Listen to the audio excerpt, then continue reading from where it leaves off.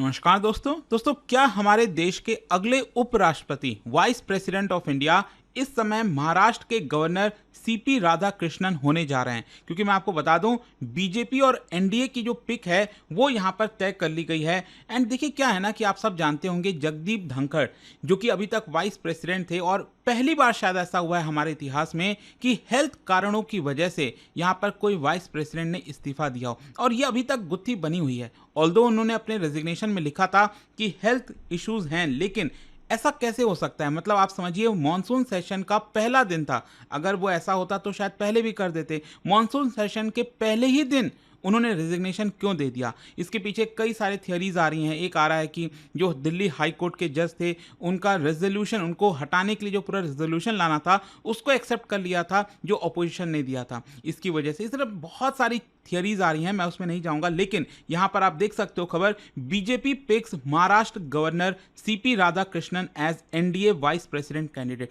इसको थोड़ा सा हम डिटेल में जानेंगे। आखिरकार सीपी राधाकृष्णन है कौन, उनका बैकग्राउंड क्या रहा है। इनफैक्ट यहां पर बीजेपी का तमिल कार्ड बताया जा रहा है, वो क्या है, और साथ ही साथ वाइस प्रेसिडेंट के इलेक्शन को लेकर नंबर्स क्या कहते हैं, कौन जीतेगा, वो मैं आपको बताऊंगा। चलिए आगे बढ़ते हैं, लेकिन उससे पहले आप सबको बता दूं, आप में से जो भी लोग यूपीएससी की तैयारी कर रहे हैं, हमारा जो नया फाउंडेशन बैच है उसको ज्वाइन कर सकते हैं, जिसमें आपको कंप्लीट प्रिपरेशन कराई जाती है। चाहे 2026, 27, 28 हर साल के लिए स्पेशल बैच लॉन्च किया गया है, और यूज करिएगा आप ये कोड अंकित लाइव मैक्सिमम डिस्काउंट के लिए। लिंक कमेंट सेक्शन में दिया हुआ है। अभी भी कोई डाउट है, प्रॉब्लम है, ये फोन नंबर है, आप इस पर कॉल कर लेना, मेरी पर्सनल टीम आपको अच्छे से गाइड कर देगी। चलिए शुरुआत करते हैं। सबसे पहले देखते हैं कि एग्जैक्टली हुआ क्या। जैसा कि मैं आपको बोल रहा था, बीजेपी ने अपना जो एनडीए नॉमिनी है वाइस प्रेसिडेंट के लिए सीपी राधाकृष्णन, जो कि इस समय महाराष्ट्र के गवर्नर हैं और सीनियर बीजेपी लीडर रह चुके हैं तमिलनाडु से। जी हाँ, ही बिलोंग्स फ्रॉम तमिलनाडु, और उन्होंने 2 लोकसभा चुनाव भी जीता है, मैं आपको आगे बताऊंगा। लेकिन यहां पर आपको बता दूं कि 9 सितंबर को वाइस प्रेसिडेंट का चुनाव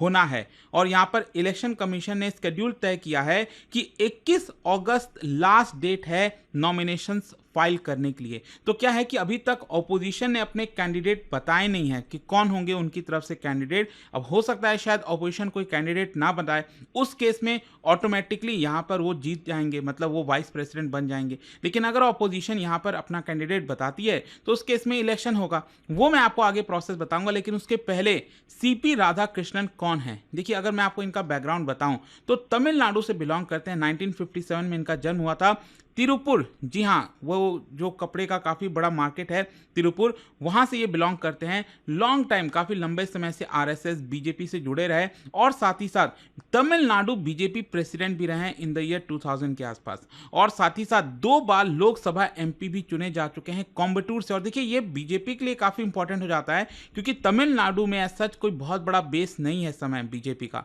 बनाने की कोशिश की जा रही है।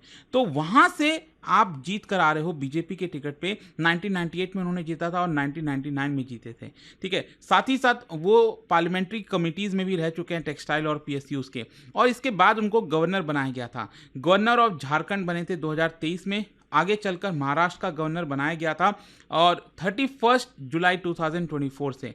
और साथ ही साथ एडिशनल चार्जेस भी दिए गए थे अलग अलग राज्यों के। खैर, क्वेश्चन यहां पर यह आता है कि वाइस प्रेसिडेंट का इलेक्शन होता कैसे, क्या चीजें होती हैं, और उसमें प्रेसिडेंट वाले से कैसे अलग है। देखिए, वाइस प्रेसिडेंट के इलेक्शन में जो दोनों हाउसेज है हमारे संसद में, लोकसभा और राज्यसभा, दोनों के जो मेंबर्स होते हैं उनके द्वारा ही वोटिंग की जाती है। और साथ ही साथ ध्यान रखिएगा, राज्यसभा के जो नॉमिनेटेड मेंबर्स हैं वो भी यहां पर वोट करते हैं, क्योंकि लोकसभा में आप सब जानते हैं लोकसभा में कितना सीट्स है, 543। पहले 545 हुआ करता था, क्योंकि पहले 2 एंग्लो इंडियंस थे, लेकिन अब वो हटा दिया गया, जैसा आप सब जानते हो। तो यहां पर लोकसभा में तो कोई नॉमिनेटेड मेंबर्स नहीं है, लेकिन राज्यसभा के अंदर 12 नॉमिनेटेड मेंबर्स होते हैं, तो वो भी इसके अंदर पार्टिसिपेट करते हैं। तो जितने भी मेंबर्स हैं लोकसभा और राज्यसभा के, सभी लोग यहां पर वोट डालते हैं, और हर एक एमपी के वोट की वैल्यू एक होती है, ये ध्यान में आपको रखना है। और ये मेथड कैसे होता है? Basically proportional representation via single transferable vote. वही मतलब एक एमपी का एक वोट सीक्रेट बैलेट के थ्रू होता है, और एमपी की जो रैंक कैंडिडेट्स हैं वो यहाँ पर वो मतलब जितने भी पार्टिसिपेट कर रहे हैं, यहाँ पर नॉमिनीज हैं, उनको रैंक किया जाता है। मान लो 4 कैंडिडेट हैं वाइस प्रेसिडेंट के पोस्ट के लिए। तो यहाँ पर जो एमपी है वो चुनते हैं कि मेरे पहले प्रेफरेंस ये होंगे, दूसरे प्रेफरेंस ये, तीसरे और ये चौथे ये, इस तरह से ये होता है। और ये भी मैं आपको आगे बताऊंगा यहाँ पर अल्टीमेटली कितने नंबर्स चाहिए होते हैं। वैसे आपको बता दूं कि इस समय लोकसभा और राज्यसभा के टोटल नंबर ऑफ एमपीज अगर आप देखोगे, मेंबर ऑफ पार्लियामेंट, उनकी संख्या 782 है। वैसे टोटल सीट्स कितनी है? टोटल सीट 788 है। कैसे?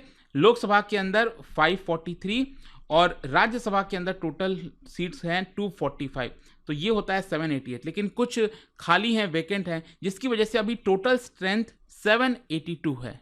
और इसको कंफ्यूज मत कर लेना प्रेसिडेंट वाले इलेक्शन से, क्योंकि प्रेसिडेंशियल इलेक्शन के अंदर जो राज्य के एमएलएज हैं हमारे देश में, जितने भी राज्य हैं वहां पर लेजिस्लेटिव असेंबली होती है, उनमें होते हैं मेंबर ऑफ लेजिस्लेटिव असेंबली में जो विधायक कहते हैं हम उनको, पंचायत देखा होगा ना विधायक जी, तो वो वाला चीज। तो उसमें जितने भी एमएलएज हैं वो पार्टिसिपेट करते हैं, ये आपको ध्यान रखना है। लेकिन वाइस प्रेसिडेंट के केस में सिर्फ लोकसभा और राज्यसभा के जो एमपीज हैं वो पार्टिसिपेट करते हैं। अच्छा, यहां पर फॉर्मूला क्या होता है?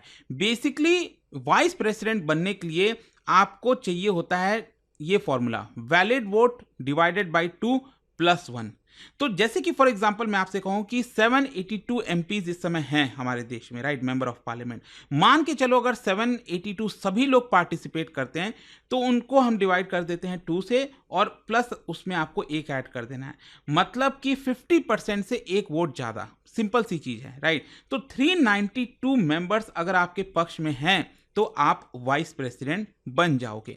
अच्छा, यहां पर इंटरेस्टिंग चीज जो मैं आपको बता रहा था ना कि प्रेफरेंस देनी होती है, तो फॉर एग्जांपल मैं आपसे कहूं कि टोटल 4 कैंडिडेट्स खड़े होते हैं इसके लिए, ठीक है, जस्ट एग्जांपल के तौर पर मैं आपको बोल रहा हूं। वैसे ज्यादातर केस में 2 ही कैंडिडेट्स होते हैं, एक अपोजिशन की तरफ से और एक रूलिंग पार्टी की तरफ से, लेकिन मान के चलो 4 कैंडिडेट हैं। तो यहां पर क्या होता है ना, हर एक एमपी को प्रेफरेंस देनी होती है। मान लो कैंडिडेट ए, जस्ट एग्जांपल के तौर पर ए है, कैंडिडेट बी है, कैंडिडेट सी है और कैंडिडेट डी है, तो उनका नाम यहाँ पर जो है वो लिखा रहता है। तो एक प्रकार से हर एक एमपी को आना होता है और बोलना होता है कि मेरे पहले प्रेफरेंस ये होंगे, मेरे दूसरे प्रेफरेंस कैंडिडेट डी होंगे, मेरे तीसरे प्रेफरेंस कैंडिडेट ए होंगे और मेरे चौथे प्रेफरेंस ये होंगे।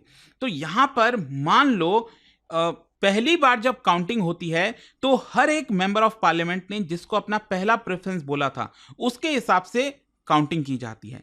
तो उस केस में जस्ट इमेजिन कर लो कि जो कैंडिडेट डी था उसको मिले 300 वोट, ठीक है, जस्ट इमेजिन करके देखो कि ये 300 वोट उनको मिले थे, लेकिन 392 के नीचे है ना, और बाकी सब इनके नीचे थे, मतलब इनसे कम वोट मिला था। तो यहां पर आपको मैंने क्या बोला कि वाइस प्रेसिडेंट बनने के लिए कम से कम 392 वोट चाहिए होती है। तो फिर क्या होता है कि मान लो सबसे कम वोट मिला था कैंडिडेट ए को, तो कैंडिडेट ए बाहर हो जाते हैं और कैंडिडेट ए को जिन लोगों ने भी दूसरा प्रेफरेंस दिया है तो वो यहां पर काउंट होता है दूसरे प्रेफरेंस के हिसाब से। अब in case second round of voting में अगर मान लो कैंडिडेट डी, उनका वोट हो जाता है 400, तो उस केस में वो यहां पर वो जीत जाते हैं, क्योंकि 392 वोट चाहिए, उनको 400 मिल गए। अब क्वेश्चन ये है कि जो बीजेपी की तरफ से नॉमिनेट किए गए हैं आपके सीपी राधाकृष्णन, तो उस केस में उनके पास क्या नंबर है? क्या एनडीए बीजेपी के पास ये नंबर है? बिल्कुल, अगर आप देखोगे तो इस समय जितने भी लोकसभा और राज्यसभा का कॉम्पोजिशन है उसमें 425 से ज्यादा एमपीज एनडीए ब्लॉक के अंदर हैं। और यहां पर इंडिया ब्लॉक अगर आप देखोगे, जो अपोजिशन का गठबंधन है, उनके पास 340 से 350 के आसपास एमपीज हैं। मतलब ये साफ है कि अगर एनडीए के सभी एमपीज एक साथ वोट करते हैं, एक ही पक्ष में वोट करते हैं, तो यहां पर सीपी राधाकृष्णन आराम से वाइस प्रेसिडेंट बन जाएंगे। तो ये ज्यादातर मान के डन डील बताई जा रही है कि वो ही अगले राष्ट्रपति होंगे। खैर, यहां पर इंपॉर्टेंट चीज क्या है, कई लोगों के मन में क्वेश्चन आएगा और हो सकता है आपके एग्जाम में डेफिनेटली एक क्वेश्चन आ सकता है कि क्या वो गवर्नर रहते वक्त वाइस प्रेसिडेंट का चुनाव लड़ सकते हैं? क्योंकि अगर आप संविधान देखोगे, ये लिखा हुआ है, constitution bars a vice president candidate from holding an office of profit. तो ऑब्वियस सी बात है, वो गवर्नर के पद पर है, ऑफिस ऑफ प्रॉफिट तो आता ही है वो। लेकिन हमारे संविधान में एक और चीज लिखा हुआ है कि ऑफिस ऑफ प्रॉफिट से इन पोजीशंस को हम एग्जेम्प्ट करते हैं। जैसे हमारे देश में प्रेसिडेंट, वाइस प्रेसिडेंट, गवर्नर या फिर मिनिस्टर, ये जितने भी हैं आपके, उनको हम ऑफिस ऑफ प्रॉफिट में काउंट नहीं करेंगे। इसका मतलब ये हुआ सीपी राधाकृष्णन महाराष्ट्र के गवर्नर रहते हुए भी ये चुनाव लड़ सकते हैं। हाँ, चुनाव के बाद जब वो जीत जाएंगे तो यहाँ पर ओथ लेने के पहले उनको रेजिग्नेशन देना पड़ेगा, ताकि ओथ लेने के बाद, क्योंकि वो तो वाइस प्रेसिडेंट बन जाएंगे, ये इंपॉर्टेंट है। अब मान लीजिए सीपी राधाकृष्णन वाइस प्रेसिडेंट बन जाते हैं, तो उनको कौन कौन से रोल निभाने होंगे। देखो, एक तो सबसे इंपॉर्टेंट है, वाइस प्रेसिडेंट के साथ साथ ऑटोमेटिकली आप राज्यसभा के चेयरपर्सन बन जाते हो। और देखो, यही बहुत इंपॉर्टेंट है आज की डेट में, स्पेशली जो बीजेपी एनडीए चाहती है कि राज्यसभा में ऐसे चेयरमैन हो जो उनकी बात सुने, या फिर जो भी आप सब जानते ही होंगे। तो कहने का मतलब यह है कि राज्यसभा को पूरा चलाना वो जिम्मेदारी होती है वाइस प्रेसिडेंट की। उनको न्यूट्रलिटी की तरह काम करना होता है, प्रोसीजरल ग्रिप करना होता है, टाइप ब्रेकर, कोई भी इश्यूज हो गए, पार्लियामेंट राज्यसभा चल नहीं पा रहा है, तो उसको काफ़ी कुछ संभालने की जरूरत है। फिर दूसरा एक और इंपॉर्टेंट रोल निभाना होता है कि मान लीजिए इन केस अनफॉर्चुनेटली प्रेसिडेंट की किसी कारणवश मृत्यु हो जाती है, या फिर प्रेसिडेंट रेजिग्नेशन दे देते हैं, कुछ भी हो सकता है, तो उस केस में 6 महीने के अंदर अंदर इलेक्शन होगा, लेकिन तब तक कौन निभाएगा प्रेसिडेंट का रोल?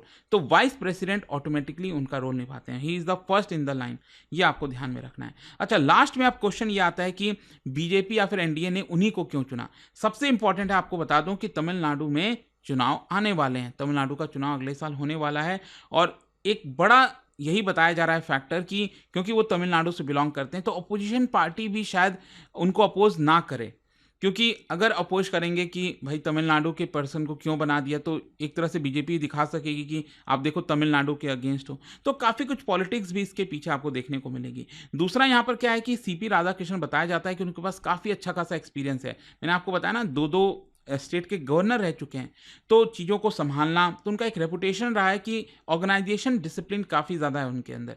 तो हो सकता है कि शायद वो वाइस प्रेसिडेंट के तौर पर राज्यसभा को जो चलाना हो, तो वो शायद अच्छे से चला पाएँ। और फिर नंबर्स का एडवांटेज तो है ही, जैसा मैंने आपको बताया कि मोस्ट प्रॉब्ली वही यहाँ पर बनने वाला है। तो आई होप कि आपको अब अच्छे से समझ में आ गया होगा जो अभी वाइस प्रेसिडेंट का चुनाव होने वाला है उसमें क्या होगा, and most probably CP Radhakrishnan हमारे अगले उपराष्ट्रपति होने वाले हैं। जाने से पहले वाइस प्रेसिडेंट ऑफ इंडिया से ही रिलेटेड 2 स्टेटमेंट यहाँ पर दिया है, आपको बताना है कौन सा करेक्ट है। बहुत ही इंटरेस्टिंग है, इसको बहुत ध्यान से पढ़िएगा और बताइए कौन सा करेक्ट होगा। इसका राइट आंसर आप सब जानते हैं, मेरे इंस्टाग्राम पर तो मिलेंगे ही, वहां पर अगर आप नहीं हो कोई बात नहीं, टेलीग्राम से ले सकते हैं इसका सही उत्तर। और दोस्तों, जैसा मैंने आपको बताया, अगर आप यूपीएससी की तैयारी कर रहे हैं, डोंट मिस दिस, यहाँ पर आप हमारे यूपीएससी के बैचेस को अवेल कर सकते हैं। Again, by using this code Ankit live आपको मैक्सिमम डिस्काउंट मिलेगा। ये फोन नंबर है, कॉल कर लीजिएगा, यहाँ पर मेरी पर्सनल टीम आपको अच्छे से हेल्प कर देगी, गाइड कर देगी। कोई भी डाउट होता है हमारे बैचेस से रिलेटेड, और हमारे बैच के अंदर आपको कंप्लीट प्रिपरेशन कराई जाती है, कहीं कुछ भी और करने की जरूरत नहीं पड़ेगी।